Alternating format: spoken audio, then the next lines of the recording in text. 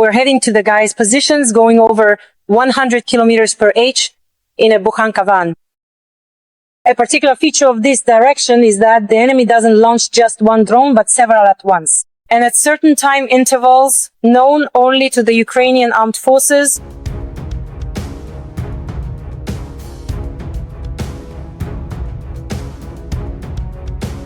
The Aridovka team on the Seversk front. We are visiting the 123rd Separate Guards Motor Rifle Brigade, named after Kliment Voroshilov. The distance from our positions to Seversk has shrunk to just a few kilometers. But what is behind this success?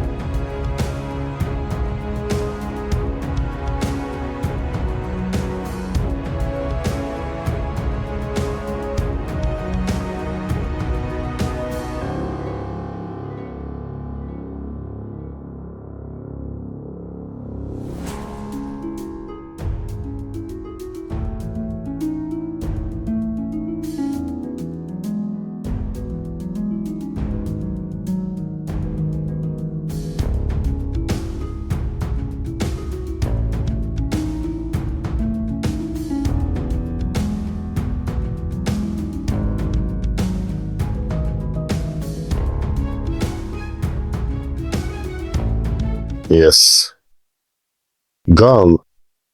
Fire. Well, basically, setting up a single position like this takes about 2 weeks with the cruise efforts. There is no other option. The enemy is conducting active reconnaissance, so this is the only way to preserve the lives of personnel, weapons, and military equipment. And accordingly, it's safe, convenient, and not scary for the soldier to carry out tasks when it's completely dug in. Initially, it's a gun emplacement, then communication trenches are made, shelters for personnel, and then storage pits. There are main storage pits and distant ones, which are made so that ammunition isn't stored all in one place. And accordingly, shelters by the gun, shelters in the dugout itself, living quarters for the personnel. So, Sheriff, how's the situation? The situation, even before the hostilities, you were military. No matter how you look at it, yes, I was serving on contract literally right up until all those Maidans. I left in October, but then the war started. Roughly speaking, in the winter, I served as an artilleryman. I'm actually from Luhansk, from the very heart of Luhansk, yes. Well, my situation here is kind of twofold. My wife, she was actually pregnant at the time. She was due to give birth in June. And so, yes, everything piled up at once, both the war and the baby. That's how it was, yes. The oath says loyalty to the people. Even in the Ukrainian oath, it says loyalty to the people. The people, everything that existed before it all began, before 2014, roughly speaking, everything that existed, that's the people too. And Donbas is the people as well, yes. That's how it is. And there are also many people there who took the oath. So, for the people, we didn't go anywhere ourselves. They came to us. So the people stood up to defend themselves. We're now in the Seversk direction. Why is this settlement so important? This settlement is a key point for accessing the Sloviansk-Kramatorsk agglomeration from the northern side. If from the southern side, our units, our allies are already starting to approach Kostiantynivka, then accordingly, movement here must go through Seversk. It serves as a major stronghold. It's fortified with anti-tank ditches and concrete structures. The entire city is dug up, from 9-story buildings to 5-story ones, with communication trenches running from basement to basement. This is what we've observed. The enemy has entrenched themselves there. Dug in is a major strong point, and accordingly the road there after Sever along the northern part If you move in the direction of Sloviansk, there are hardly any settlements as such. There really aren't any. That's why the enemy is worried about losing this logistical route.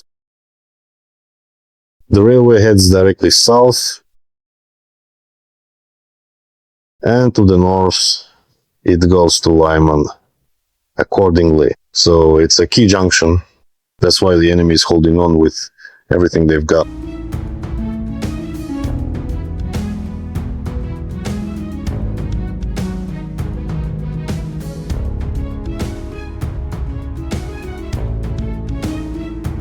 Tell us about your first combat mission. It was fun.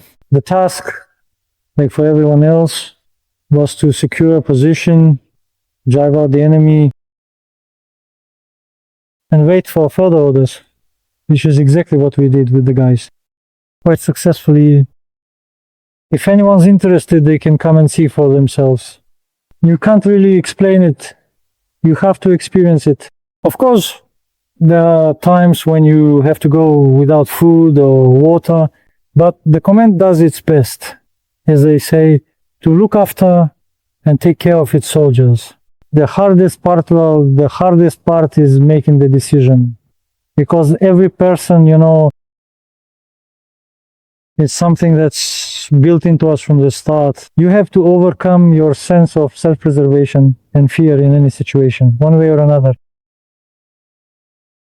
After that, it gets easier. You just go with the flow. Then I was nominated for an award. Well, to be honest, it was a surprise for me. I didn't even expect it. I'm grateful to the command for choosing me. Although there are a lot of worthy guys, I pulled out a wounded man. How exactly did you manage to pull him out? It was tough. By the book, yeah. By the book, yeah? Yeah. What kind of injuries were there? His leg was torn off, well, his foot to be precise, and it was a serious injury.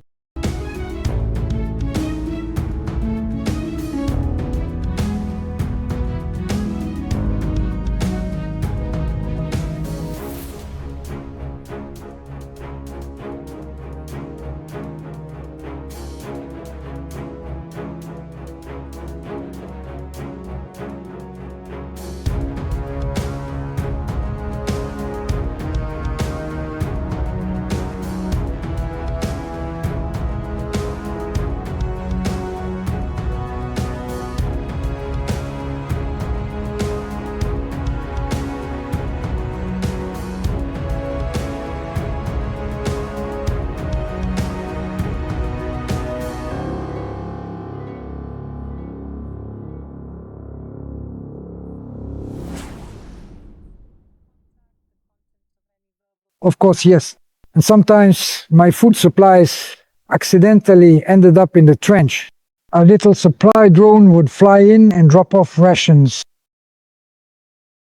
I never went for rations without a grenade. While I was turning to get a grenade, the rations were already gone.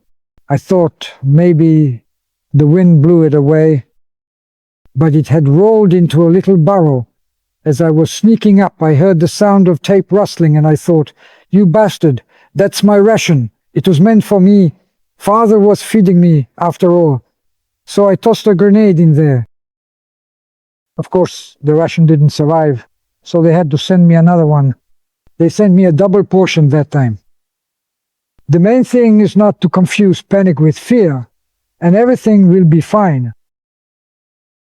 I'm glad that we're making progress, glad that things are working out for us, that we're coming back. We are returning to the rear, where we regain our strength and health. We share our emotions, we share our experiences, and I wish good luck to everyone who is now on the front line. Good luck, and most importantly, take care of yourselves, guys.